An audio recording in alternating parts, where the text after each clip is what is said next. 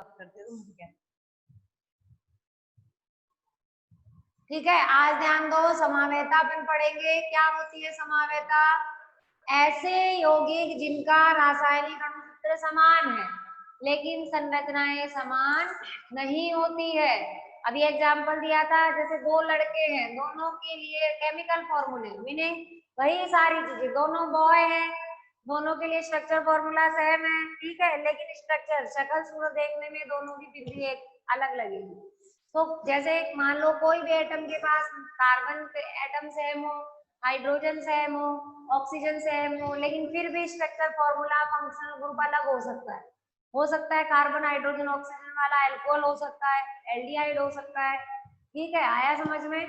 तो आप देखो समावेता जो है, सबसे पहले अपन कोऑर्डिनेशन कंपाउंड की समावेता पढ़ रहे हैं। कोऑर्डिनेशन कंपाउंड में उपसह संयोजक यौगिकों में समावेता दो प्रकार की होती है, संरचनात्मक समावेता और त्रिविम समावेता। संरचनात्मक समावेता, संरचनात्मक समावेता, और सेकंड जो आती है वो आती है त्रिविम समावेता। समझे ध्यान से? संरचनात्मक समावेता परिभाषा तो वो की वो यौगिक कि वे यौगिक जिनके संरचना सूत्र समान है पर संरचनाएं क्या है, अलग अलग है, उनको अपन बोलेंगे संरचनात्मक समावयी। और समावयी का यही गुण, संरचनात्मक समावयियों का यही गुण संरचनात्मक समावेता कहलाएगा। ये समावेता देखो मुख्य रूप से उपसह संयोजक यौगिकों में किस किस प्रकार की होती है वो ध्यान दो। संरचनात्मक समावेता का पहला प्रकार है बंधनी समावेता। बहुत सरल और छोटा सा टॉपिक है, तुम्हें केवल संकुल यौगिक देखने और पहचानना है कि उसमें कौन सी समावेता होगी। इंग्लिश में इनको याद कर लेंगे। बंधनी समावेता को इंग्लिश में अपन बोलते हैं लिंकेज आइसोमेरिज्म। लिंकेज, एल आएगा लिंकेज का, क्योंकि समावेता को याद करने के लिए चीज मैंने पहले भी पढ़ा दी थी तुम्हें, इसको याद करने के लिए एक ट्रिक याद रखेंगे, LIC हरदम साथ, इससे याद कर लेंगे। ये 5 प्रकार की समावेता होती है, LIC HC, LIC हरदम साथ से याद करेंगे इसको। पहली समावेता L का मीनिंग है लिंकेज आइसोमेरिज्म, लिंकेज समावेता। बेटा नाम से ही पता चल रहा है, ऐसे उपसह संयोजक यौगिकों में होगी जिसमें लिंक का मीनिंग बंध जो है, वो बंध बनाने वाला परमाणु जो है वो बदल जाएगा। ध्यान दो, बंध बनाने वाले परमाणु से मतलब एक समय में एक परमाणु बंध बना रहा है तो दूसरा पीछे चला जाएगा, अगर दूसरा बंध बना रहा है तो पहला पीछे चला जाएगा। तो ऐसा किसमें देखा है तुमने? ऐसा देखा है आपने उभयतंतुर लिगैंड में। तो इस लिंकेज आइसोमेरिज्म की शर्त है कि इसमें क्या होगा, ध्यान से सुने, उभयतंतुर लिगैंड होगा।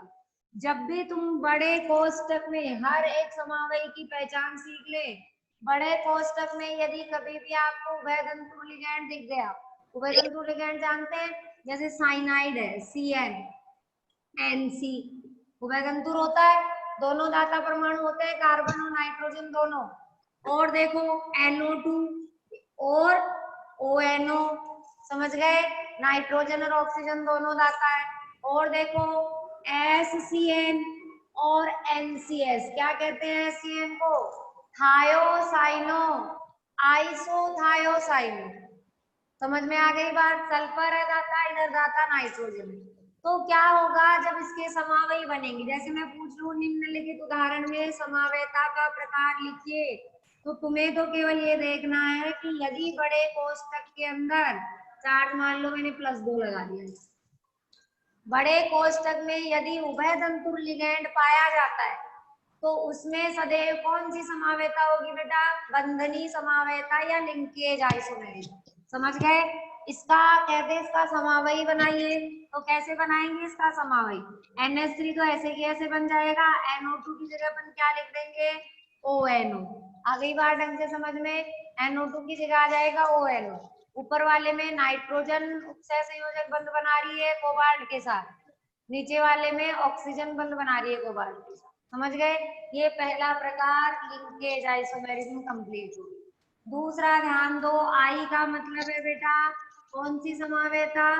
आयनन समावेता। Ionization, isomerism. क्या होती है आयनन समावेता? बहुत ही सरल है। इस समावेता में जो बड़ा कोष्टक है, ठीक है, समन्वयी मंडल बोलते हैं बड़े कोष्टक को, तो समन्वय मंडल के बाहर और अंदर उपस्थित आयनों का आदान प्रदान होगा, एक्सचेंज हो जाएंगे ब्रैकेट के अंदर वाले आयन बाहर वाले आयनों से। समझ गए? ध्यान दें, आयन ही होने चाहिए, ये नहीं कि तुम कहीं किसी उदासीन को उठा लो, जैसे H2O को उठा लिया, NH3 को उठा लिया। उदासीन स्पीसीज नहीं, आयनिक स्पीसीज होनी चाहिए। जैसे देखो मैं एक एग्जांपल दे रही हूँ, सभी बच्चे इधर ध्यान दें। मान लो मैंने लिख दिया CO, यहाँ लिख लिया Cl2, NH3 लिख दिए 4 और बाहर लिख दिया Br2। अब देखो क्या होगा, इसका समावयी बनाएंगे जब जितने, ये ध्यान रखे, परमाणु केंद्रीय, जितने परमाणु समन्वय मंडल के अंदर आएंगे उतने ही परमाणु क्या होंगे, बाहर जाएंगे। क्योंकि कभी भी समावयी बनाते समय ध्यान रखना है कि उपसह संयोजक संख्या नहीं बदलनी चाहिए। जैसे अभी कोऑर्डिनेशन नंबर 6 है, तो अंदर अगर आयन बदल भी दोगे तो 6 ही होना चाहिए। यदि एक परमाणु अंदर लाते हो तो एक ही बाहर जाएगा। समझ गए? तो इसकी बताओ कितने समावयी और बनेंगे? 2 बनेंगे। एक Br को अंदर ले आओ, एक Cl को बाहर ले जाओ, फिर नेक्स्ट में दोनों Br को अंदर ले आओ और दोनों Cl को बाहर ले जाएंगे, CO Br2 और उसके बाद में Cl2। समझ गए? ये देखो ये आयन बदल गए। अभी मैं इसका एक क्वेश्चन करवाऊंगी तुम लोगों को बुक का, ऐसा ही क्वेश्चन है, पूछता है इसमें बताइए कौन सी समावेता उपस्थित है। तो आयनों का आदान प्रदान होगा, उसमें उपस्थित होगी आयनन समावेता। समझ गए? अब ध्यान देंगे सी का मतलब है उपसह संयोजन समावेता। उपसह संयोजन जिसे अपन इंग्लिश में बोलते हैं कोऑर्डिनेशन आइसोमेरिज्म। LIC पूरी हो गई है, LIC। L का मीनिंग लिंकेज, I का मीनिंग आयनन, C का मीनिंग कोऑर्डिनेशन, उपसह संयोजन। बहुत ही सरल पहचान है इसकी। इस समावेता में, और इसका बोर्ड का क्वेश्चन भी मैं बताऊंगी तुम्हें कैसा आता है, इस समावेता में 2 बड़े कोष्टक आएंगे एक साथ। समझ गए? 2 बड़े कोष्टक एक साथ आएंगे, मतलब एक धनायनिक संकुल होगा, क्योंकि अपने को पता है कि आगे जो भी संकुल आएगा वो हमेशा धनायन होगा, और उसके पीछे आने वाला क्या होगा, ऋणायन। एक धनायनिक और एक ऋणायनिक संकुलों के मध्य लिगैंड या धातु का क्या हो जाएगा, एक्सचेंज हो जाएगा। देखो किस तरीके से, ध्यान दो। जैसे मैंने यहाँ लिख लिया, मान लो Cr NH3 और यहाँ लिख लूं CO CN6। अब देखना क्या होगा, क्या होगा, ये इसका समावयी बनाइए। 2 बड़े ब्रैकेट एक साथ देख लेंगे, कह देंगे उपसह संयोजन समावेता है। इस धातु को उठा करके वहां ले जाएंगे, इसको ले आएंगे इधर। समझ में आ गई बात ढंग से? ठीक है। अब तो देखो क्या बनेगा, धातु के इधर आते ही बनेगा CO NH3 और Cr उधर चली जाएगी तो हो जाएगा Cr CN6। आ गई बात ढंग से समझ में? चाहे लिगैंड उठा के ले जाओगे तो भी यही चीज बनेगी। ठीक है, क्योंकि लिगैंड को ले जाओगे तो लिगैंड किसके साथ जोड़ा है तुमने, Cr के साथ। देखो ये Cr CN6 और CO को ले जाओगे तो CO NH3। आ गई बात समझ में? मेटल का एक्सचेंज करते ही अलग अलग 2 बड़े ब्रैकेट एक साथ आएंगे। पहला ब्रैकेट होता है धनायनिक, क्योंकि आगे आने वाला धनायन ही होता है, धनायनिक संकुल, और दूसरा है ऋणायनिक संकुल। समझ गए? अब ध्यान, इसी में बेटा एक तुम्हारे लिगैंड समावेता भी दी हुई है, ठीक है, लेकिन वो कोई इंपॉर्टेंट चीज नहीं है। इंपॉर्टेंट केवल और केवल ये 5 है, लेकिन फिर भी उसके प्रकार को भी समझ लो। उसमें क्या होता है, लिगैंड समावेता किसको कहते हैं? कई बार क्या होते हैं, जो एरोमेटिक यौगिक होते हैं, जैसे कि अपन लिखते हैं ना डाइफेनिल ट्राइफेनिल फॉस्फीन, लिखा था PPS3 का नाम होता है ट्राइफेनिल फॉस्फीन। तो फेनिल वलय के साथ, एरोमेटिक वलय के साथ में क्या होगा, ये जो लिगैंड है वो ऑर्थो पे जुड़ा हुआ है कि पैरा पे जुड़ा हुआ है, कहाँ जुड़ा हुआ है, उस आधार पे। जैसे मान लो मैंने लिख दिया Cr और यहाँ पे मान लो मेरे पास Cn जुड़े हुए हैं 2 और फेनिल के साथ में फेनिल रिंग को पीएच लिख लूं। अब फेनिल की ऑर्थो स्थिति पे की पैरा स्थिति, ये होता है फेनिल ग्रुप। अब इस फेनिल की C6H5 की स्थिति पे, इसकी ऑर्थो पे कि मेटा पे कि पैरा पे कहाँ लिगैंड लगा हुआ है। जैसे अगर ऑर्थो पे लगा हुआ है तो अपन ऑर्थो क्लोरो लिख देंगे, या कई बार नंबर से भी लिख देते हैं। ऑर्थो को अपन क्या कहते हैं, 2 नंबर की स्थिति, तो 2 क्लोरो, मेटा को 3 क्लोरो, पैरा को 4 क्लोरो।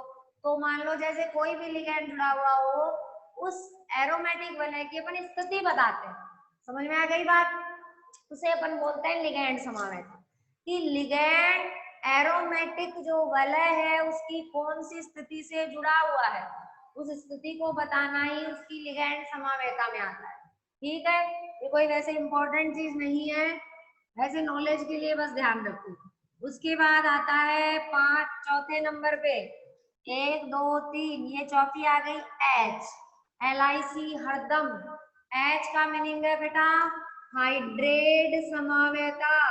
हाइड्रेट किसको कहते हैं, जल को कहते हैं, इसीलिए इसे जलीय समावेता भी कहते हैं। नाम से ही पता चल गया, मुझे कुछ बताने की जरूरत ही नहीं रही। मतलब जब जल के अणु का, ध्यान दे, जब जल के अणु का समन्वय मंडल के अंदर और बाहर क्या होगा, प्रतिस्थापन होगा, आदान प्रदान। इस बार आयनों का नहीं हो रहा, इस बार आयन का प्रतिस्थापन किसके साथ होगा, जल के अणु के साथ। H2O यहाँ से हटेगा, ये चीज ध्यान दे। जैसे एक एग्जांपल देती हूँ, अभी देखना तुम इसके समावयी बना दोगे। मैंने लिख दिया TiH2O6 और ब्रैकेट के बाहर है Cl3। तुमने देख लिया ये तो आयन है, पर ब्रैकेट के अंदर थोड़ी आयन है, ब्रैकेट के अंदर तो उदासीन है, जल है। तो अब अपन इसमें क्या नहीं कह सकते, आयनन समावेता नहीं कह सकते। यदि अंदर कोई आयन होता है, आयन ही अंदर आए और आयन ही बाहर जाए, जब होती है आयनन समावेता। समझ गए? तो अब अपन जल के अणु के साथ में इसका प्रतिस्थापन 3Cl है। समझ गए? तो देखो देखिए अपन किस तरीके से, बोलो इसके कितने समावयी बनेंगे, बनाते हैं। देखो बारी बारी से कौन कौन से समावयी इसके बनेंगे, ध्यान से समझ लेना इस चीज को। तो आपको ध्यान दो, सबसे पहला समावयी क्या बनेगा बेटा, एक Cl को अंदर ले आओ, एक H2O क्या होगा, बाहर चला जाएगा। इसका भी नाम पूछ लेती है अगर क्लास में बैठे होते तो IUPAC। एक Cl अंदर आते ही H2O कितने रह गए यहाँ, 5। कभी ये संख्या नहीं बदलनी चाहिए, 6 के 6 रहेंगे हमेशा। यहाँ रह गए 2 Cl और एक H2O। आ गई बात ढंग से समझ में? ठीक है। उसके बाद ध्यान दो, दूसरा समावयी देखना, TiH2O कितने हो गए, 4। Cl अंदर कितने आ गए, 2। एक Cl बाहर रह गया, H2O कितने आ गए, 2। आ गई बात समझ में ढंग से? तीसरे नंबर पे चलो, अब तीसरे को समझना ध्यान से। ये देखो Ti, तीनों Cl अंदर आ गए, तो H2O कितने रह गए अंदर, 3। और ये तीनों ही Cl अंदर आ गए और H2O बाहर कितने चले गए, 3। बेटा ध्यान से मेरी बात, बोर्ड पे ध्यान दो सभी। सभी इधर देखो, अंदर H2O कितने हैं, 3, और बाहर भी H2O कितने हैं, 3। यदि H2O की संख्या, ध्यान से सुने, यदि H2O की संख्या समन्वय मंडल के अंदर और बाहर क्या हो जाए, बराबर हो जाए, तो वो कभी भी समावयी नहीं कहलाएगा। समझ में आ गई बात? ये 3rd नंबर वाला इसका समावयी नहीं। कभी भी समावयी बनाते समय ध्यान रखेंगे हाइड्रेट समावेता में, कि हाइड्रेट समावेता में समन्वय मंडल के अंदर और समन्वय मंडल के बाहर कभी भी जल के अणुओं की संख्या बराबर नहीं होनी चाहिए। तो ये 3rd वाला इसका समावयी नहीं है। तो पूछ ले निम्नलिखित उदाहरण के कितने समावयी बनेंगे, तो बोलो कितने बनेंगे, 2। समझ में आ गई बात? केवल 2 समावयी बनेंगे। अच्छा, सबसे महत्वपूर्ण बात, ये समावयी नहीं बनेगा इसका। महत्वपूर्ण बात क्या, IUPAC बता सकते हैं इसका बिल्कुल, बोलो क्या IUPAC नाम है इसका, हेक्सा एक्वा टाइटेनियम की टाइटेनेट टाइटेनियम। समझ गए? क्योंकि ना इधर ब्रैकेट से पहले कोई एटम है ना कोई चार्ज है। तो हेक्सा एक्वा टाइटेनियम थर्ड ऑक्सीकरण अंक देखो कितना आ रहा है 3 आ रहा है। x मान लिया 0 गुणा 6 माइनस के 3 बराबर में 0, तो x बराबर कितना हो गया 3। तो hexa aqua titanium third chloride. समझ गए? अच्छा इसका नाम बताना, क्योंकि इसका नाम तुम लोग नहीं बता पाओगे, मुझे पता है। ये देखो ये तो है एक्वा, ये है फ्लोरो, तो पहले कौन सा लिखा जाएगा एक्वा। पेंटा एक्वा दिख रहा है, पेंटा एक्वा सीधी लाइन खींच के लिखेंगे बिल्कुल बिना गैप के। पेंटा एक्वा क्लोरो टाइटेनियम, ऑक्सीकरण तो अभी भी उतना का उतना ही है 3, ठीक है। Titanium third. अब ध्यान दो बाहर वाले के नाम में, बोलो बाहर वाले का नाम क्या होगा। बाहर वाले ब्रैकेट के बाहर वाले का सदैव अपन क्या लिखते हैं बेटा, सामान्य नाम लिखते हैं ना, सामान्य नाम। तो इस H2O का सामान्य नाम क्या होता है, जल नहीं हाइड्रेट, इसे अपन हाइड्रेट बोलते हैं। समझ रहे हैं बात? जल तो हिंदी में होता है जल नीर पानी, ये थोड़ी चलता है, हिंदी की क्लास नहीं है ये, केमिस्ट्री है, हाइड्रेट बोले। और ये क्या है क्लोराइड, तो क्लोराइड और हाइड्रेट में पहले किसको लिखेंगे अपन, क्लोराइड, तो अपन लिखेंगे क्लोराइड हाइड्रेट। अब इसमें ध्यान दो ये उदासीन है परमाणु, तो इसकी संख्या आप लोगों को बतानी है जल की, क्योंकि संख्या नहीं बताएंगे ना अपन उस स्थिति में फिर अपन नाम से फॉर्मूला नहीं बना पाएंगे। समझ रहे हैं बात? तो इसका नाम देखो तीसरे का tetra aqua die chloro titanium third, फिर उसके बाद इसको लिखेंगे पहले क्लोराइड डाई हाइड्रेट। इसमें ध्यान दो कभी भी कोई उदासीन परमाणु हो ना ब्रैकेट के बाहर, जैसे NH3 आ जाता है, H2 आ जाता है, जब उनकी संख्या बताया करो, क्योंकि संख्या अगर नहीं बताएंगे ना तो फिर इससे फॉर्मूला नहीं बनेगा कभी भी। अब जैसे देखो ये मान लो नाम दिया हुआ था तुम्हें, मैं एक बार लिख दूं टेट्रा एक्वा डाई क्लोरो, अभी देखना टाइटेनियम थर्ड छोटे ब्रैकेट में, फिर अपन लिखेंगे क्लोराइड डाई हाइड्रेट। अब देखना इस डाई हाइड्रेट नहीं लिखते तो क्या फर्क पड़ता, तुम अब इससे फॉर्मूला बनाओ, इसको देखोगे सीधी लाइन ब्रैकेट बना लिया, ब्रैकेट बताया था जहां ऑक्सीकरण अंक लिखा हुआ है बिल्कुल उसके आगे देखो क्या लिखा हुआ है Ti, लिख लिया Ti। फिर उसके बाद देखो टेट्रा एक्वा H2O कितने बेटा 4, आगे आगे देखते जाओ Cl को भी लिख सकते हो पहले, ठीक है कोई फर्क नहीं पड़ता, इससे यहाँ Cl2 भी लिख सकती हूँ पहले, H2O को बाद में भी लिख सकती हूँ। Tetra aqua die chloro, chloro कितने हो गए 2, समझ गए? उसके बाद थर्ड इधर लिखा हुआ है क्लोराइड और इधर लिखा हुआ है हाइड्रेट, H2O को कहते हैं। अब देखो डाई हाइड्रेट लिखा हुआ था, तो डाई हाइड्रेट लिखा हुआ है तो इसलिए तुम्हें यहाँ कितने लगाने हैं 2, अगर नहीं लिखा हुआ होता तो कुछ नहीं लगाते। अब ये इसका ऑक्सीकरण अंक कितना है देखो 3, दे दो इसको 3, दे दिया, ब्रैकेट को हल करो, ब्रैकेट को हल किया तो H2O का तो हो गया 0 और इसका हो गया -2, उत्तर कितना आ रहा है प्लस का 1। बेटा मैंने बताया था यदि उत्तर प्लस में आए तो वो संख्या किसको देनी है, पीछे वाले को देनी है। अब सपोज करो तुम यहाँ 2 नहीं लगाते, ठीक है, और अब उत्तर कितना आया 1, वो 1 इन दोनों में से किसके लगाओगे तुम, Cl के लगाओगे कि H2O के लगाओगे, Cl के रहेगा क्योंकि Cl आए नहीं, तो फिर H2O के कितने लगाऊं मैं, मुझे कैसे पता चलेगा H2O के कितने लगाऊं, इसीलिए उसके नाम में पहले ही क्या आ जाएगा डाई वर्ड, तो यहाँ डाई आते ही मुझे पता चल जाएगा कि इसके आगे लगेगा, ऊपर वाले का नामकरण करके देख लो चाहे ऐसे कैसे। समझ में आ गई बात? ध्यान दो ब्रैकेट के बाहर कभी भी उदासीन परमाणु आ जाए, जैसे H2O आ जाए NH3 आ जाए, उनकी संख्या बतानी है आपको, डाई हाइड्रेट लिखना है, डाई अमोनिया लिखना है, NH3 का सामान्य नाम ब्रैकेट के बाहर अमोनिया हो जाएगा, ब्रैकेट के अंदर रहेगा ना तो लिगैंड की फॉर्म में एमीन कहलाएगा। समझ में आ रही है बात अच्छे से? ये चीज ध्यान रखो। ये हो गई हाइड्रेट समावेता कंप्लीट, LIC हरदम, LIC हरदम 4 पूरी हो गई, लास्ट बची है और जो नहीं आए समझ में वो पूछ लेंगे। LIC हरदम कंप्लीट, लास्ट बची है 7 वाला C।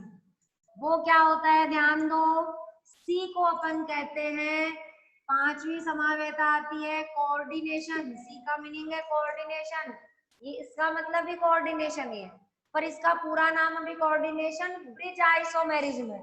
हिंदी में अपन इसे बोलते हैं उपसह संयोजन सेतु समावेता, कोऑर्डिनेशन ब्रिज आइसोमेरिज्म। समझ लो ध्यान से, ब्रिज आइसोमेरिज्म मतलब वो तुमने जो ब्रिज वाले कॉम्प्लेक्स बनाए थे उनमें होगी ये समावेता। सेतु प्रकार के जो संकुल होंगे उनमें ये समावेता होगी। जैसे मान लो मैं एक एग्जांपल ले लूं, H2O4 ले लिया, कोबाल्ट, NH2 लगा दिया, NO2 लगा दिया, यहाँ कोबाल्ट, यहाँ लगा लिया मैंने NH3 4,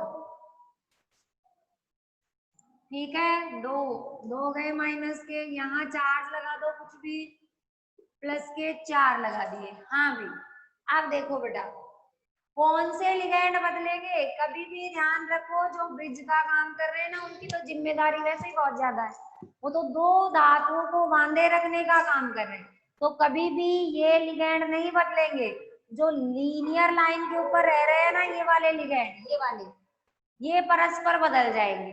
कौन कौन से समावयी बनेंगे देखना, एक H2O को उधर ले जाऊं तो एक NH3 क्या होगा, इधर आ जाएगा। फिर मैं 2 H2O को उधर ले जाऊंगी तो 2 NH3 इधर आ जाएंगे। फिर 3 H2O को उधर ले जाएंगे तो 3 NH3 आ जाएंगे।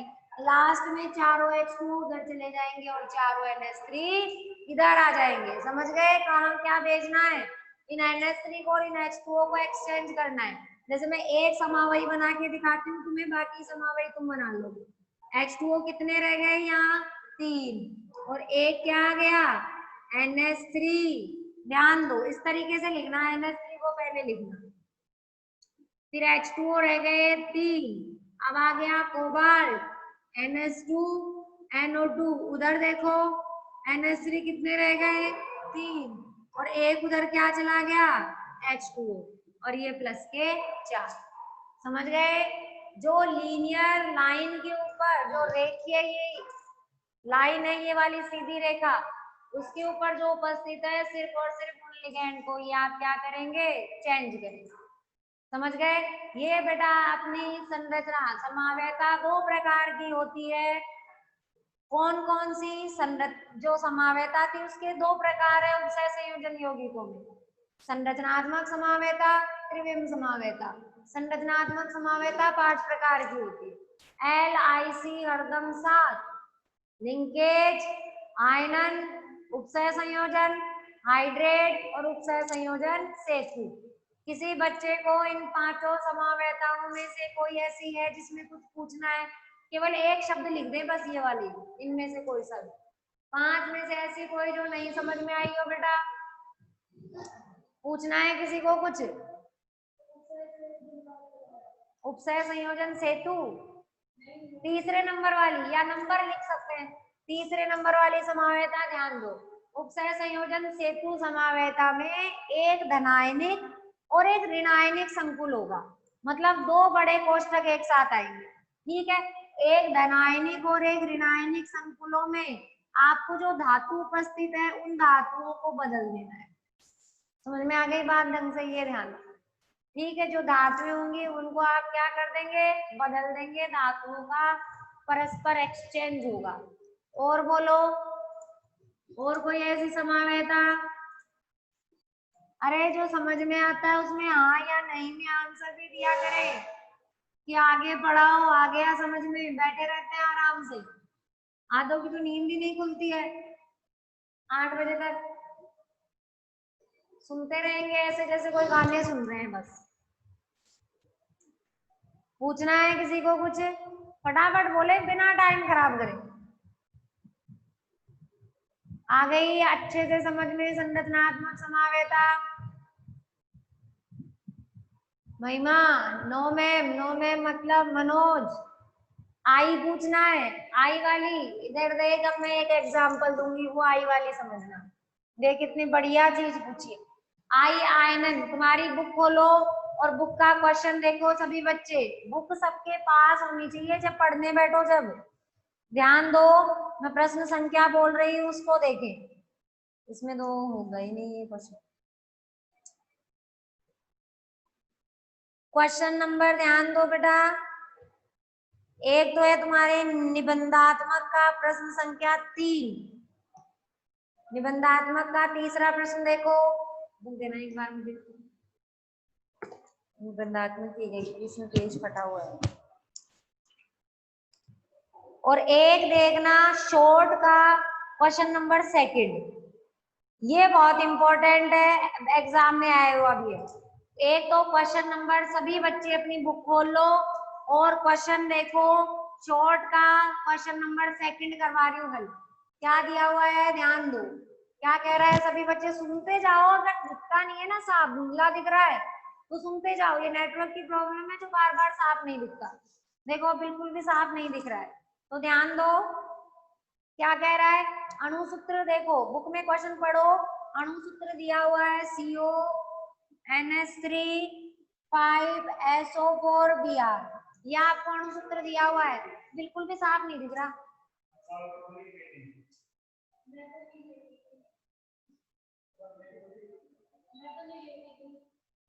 तो देखो इसमें आज भास्कर नहीं आया, वैसे मैं आपको बता दूं हमारे भी नहीं आए आज घर भास्कर। हाँ पत्रिका ये है आज। ये अणुसूत्र वाले 2 संकुलों को बोतल A और बोतल B में बंद किया गया है। एक यौगिक है जिसका अणुसूत्र है ये, इसको बोतल A में और बोतल B में बंद किया गया है। ध्यान से समझ ले कैसे करते हैं ऐसे प्रश्न। क्या कह रहा है, यदि A वाली बोतल में BaCl2 डाल दें, ये तो BaCl2 डाला A वाली बोतल में तो, और B वाली बोतल में डाला AgNO3। देखिए कौन बच्चा दिमाग लगाता है। तो बोतल A ने तो दिया श्वेत रंग का अवक्षेप, और बोर्ड एग्जाम में प्रश्न आए तो ऐसे ही लिख करके आएंगे, ऐसे ही करके आएंगे। ये आया हुआ है क्वेश्चन बोर्ड एग्जाम 2018 के पेपर में। श्वेत अवक्षेप और AgNO3 डाला तो इसने दिया हल्का पीला अवक्षेप, इसने दिया पीला अवक्षेप। तो A और B का सूत्र लिखिए कि A और B कौन सा संकुल है, फटाफट दिमाग लगा लो। देखो दोनों का सूत्र यही है। तुमने क्या पढ़ा है, वर्नर ने ये कहा था कि एक बार जो बड़े कोष्टक के अंदर घुस गया ना, उसमें बताओ कौन सा बंद होता है, उपसय संयोजक बंद। तो बेटा उपसय संयोजक बंद होते हैं, प्रबल बंद वो कभी नहीं टूटेगा। तो जो टूटेगा नहीं उसका कोई परिणाम भी नहीं आएगा, टेस्ट भी नहीं आएगा। मतलब जो ब्रैकेट के बाहर रहेगा केवल टेस्ट उसी का आएगा। समझ गए। अब ध्यान दो, देखो ये है बेरियम Ba, इसके ऊपर चार्ज कितना होता है बताओ, +2 होता है। ये है Ag, इसके ऊपर चार्ज होता है +1।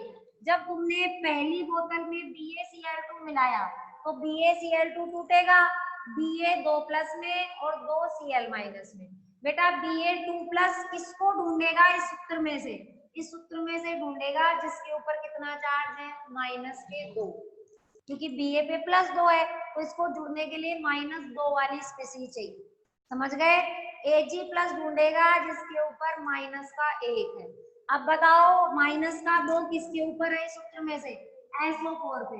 तो SO4 को ब्रैकेट के कहाँ रख दो, बाहर रख दो, क्योंकि ब्रैकेट के बाहर रहने वाला ही टेस्ट देगा, अंदर वाला नहीं। तो पहले का सूत्र क्या बन जाएगा, बाकी सबको ब्रैकेट में रख दो, CO NH3 Br तो कोष्टक के अंदर, SO4 बाहर। और जब BaSO4 के साथ जुड़ेगा तो बनेगा BaSO4। तुम लिख दोगे प्रथम बोतल में BaSO4 के कारण आता है श्वेत अवक्षेप। चलो दूसरे में Ag+ किसको ढूंढेगा, Br- को। Br- को ब्रैकेट के बाहर कर दो तो CO NH3 SO4 तो ब्रैकेट में, Br बाहर। तो AgBr का कैसा अवक्षेप बनेगा, पीला अवक्षेप। AgBr का बनता है पीला अवक्षेप। तो अपन अब पूछ ले, बताइए A और B बोतल में, आगे प्रश्न इसमें और नहीं छोड़ा, बोर्ड एग्जाम में और जुड़ा हुआ था, क्या कि ए और बी में समावेता को भी पहचानिए। बताओ कौन सी समावेता है इसमें? आयनन समावेता। क्यों? ये देखो ये SO4 आयन है और Br भी आयन है। आयनों का क्या हो रहा है बेटा? इसमें एक्सचेंज हो रहा है। जब आयन का आदान प्रदान होता है उसे तो अपन आयनन समावेता कह रहे हैं। Br बाहर जा रहा है, इसमें SO4 अंदर आ रहा है। समझ में आ गई बात? ये हो गया पहला प्रश्न। देखो कितना बढ़िया और कितना सरल। ठीक है, निबंधात्मक प्रश्न देखो, फिर उसको समझो क्या कह रहा है निबंधात्मक प्रश्न का भाग। ध्यान दें, निबंधात्मक प्रश्न संख्या 3। देखो कह रहा है कि ये दो उदाहरण दिए हुए हैं, CO प्रमाण भी दीजिए। अब देखो प्रमाण कैसे देते हैं वो देखो, ClSO4 और दूसरा है CONH3 5SO4 अंदर Cl बाहर। एक तो इनके IUPAC नाम बताने हैं और दूसरा कह रहा है कि इसका प्रमाण दीजिए कि इनमें आयनन समावेता है, सिद्ध कीजिए कि इनमें आयनन समावेता है। मतलब तुम कह दोगे मैडम इसमें SO4 अंदर आ गया, Cl बाहर चला गया, आयनन, मैं कैसे मान लूं कि इसमें आयनन समावेता है? तो तुम कैसे बताओगे? ध्यान से सुनो, बहुत सरल तरीका है। सबसे पहले IUPAC तो बता ही दोगे, पेंटाएमीन क्लोरो, समझ गए, कोबाल्ट, ऑक्सीकरण कोबाल्ट का कोबाल्ट ही रहेगा, ऑक्सीकरण का रहा है -1 -2, तो प्लस के कितने हो गए? 3, तो कोबाल्ट थर्ड, सल्फेट लास्ट में है सल्फेट, उसमें पेंटाएमीन सल्फेटो, सल्फेट का क्या हो जाएगा? सल्फेटो, कोबाल्ट वही ऑक्सीकरण 3 और लास्ट में क्लोराइड। तो अब देखो सिद्ध कैसे करेंगे? वो का वही है, ए और बी मान लिया इनको। पहली बोतल में तो ऐसी चीज मिला दो जिसकी संयोजकता +2 हो, समझ गए? दूसरी में ऐसी चीज मिला दो जिसकी संयोजकता क्या होनी चाहिए? +1। तुम कहोगे जब ए वाली बोतल में या जो ए प्रथम वाला संकुल है उसके अंदर बेटा मैंने मिला दिया BaCl2, तो मिलाते ही प्रथम वाले ने BaSO4 का क्या बना दिया? श्वेत अवक्षेप, जो कि सिद्ध करता है कि प्रथम वाले संकुल में SO4 समन्वय मंडल के कहाँ है? बाहर है, समझ गए? दूसरे वाले में और ये का यही BaCl2 यदि मैंने दूसरे वाले में मिलाया कोई परिणाम नहीं आएगा, तुम चाहे कितना ही मिला दो, दूसरा वाला कभी परीक्षण नहीं देगा। बताओ क्यों नहीं देगा दूसरा वाला परीक्षण BaCl2 के साथ? क्योंकि Ba+2 है, SO4 तो ब्रैकेट के अंदर है, अंदर वाला तो कभी टेस्ट देगा ही नहीं क्योंकि वो वियोजित नहीं होगा, और Cl के साथ में BaCl2 कोई बनाएगा ही नहीं, कोई रिएक्शन ही नहीं करेगा, समझ गए? और अब लो ध्यान दो, तो BaCl2 के साथ इसका तो कोई परिणाम नहीं आएगा, कोई परिणाम नहीं, और ये देगा श्वेत अवक्षेप। फिर दूसरे नंबर वाले में मैंने मिला दिया AgBr, AgBr मिला दो, AgNO3 मिला दो या AgBr मिला दो, ये लो AgNO3 डाल दे। ध्यान दो, जैसे AgNO3 डालोगे यहाँ से क्या बनेगा? AgCl, ये भी श्वेत अवक्षेप ही बना है BaSO4 का, और वो भी AgCl बनेगा। कभी याद नहीं रहे कलर तो कोई दिक्कत नहीं है, तुम ये लिख दिया करो बनेगा क्या। इसमें लिख देंगे BaSO4 का अवक्षेप बनेगा, उसमें AgCl का श्वेत अवक्षेप, AgCl का भी व्हाइट कलर की पीपीटी होती है, तो AgCl का श्वेत अवक्षेप बनेगा। और अगर ये AgNO3 में फर्स्ट नंबर वाले में डाल दूं तो क्या कोई टेस्ट आएगा? क्या नहीं आएगा। तो अपन सिद्ध